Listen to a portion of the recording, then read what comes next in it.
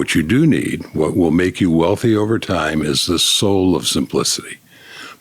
And when I look at you in this book, you just wrote one book when there's so many courses you could have sold. There's so many sub books you could have written about how to become rich. And my question, JL, is why aren't you a grifter?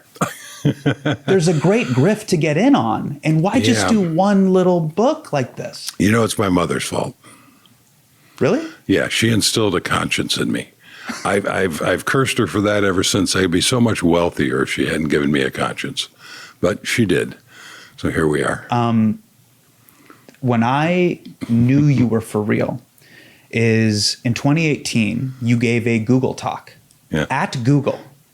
And a Google employee asked you about investing in Google. What are your thoughts on holding the Google shares since we're all extremely invested in the success of Google? Well, that's a politically loaded question. Somehow I think I should say, hold Google. But that's actually not my opinion. What was your opinion? And what is your opinion? So my opinion, I can't remember exactly how I said it, but what I said to those people, and it's still my opinion today, is that you never want to hold a large portion of your wealth in any one company. And Google's a great company, and it's still doing great today as far as I know. But all companies have a life cycle.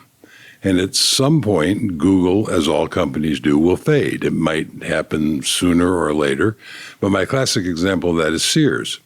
You know, Sears for 100 years was Amazon and Walmart combined. Sears was the company that said, hey, you know, there are all these people out in rural America who can't get to stores, but we could mail them catalogs.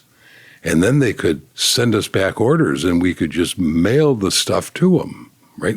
Well, what's that? That's Amazon. That's exactly what Amazon does. You know, and we're going to have these brick and mortar stores. Yeah, and that was that's the Walmart. Sears catalog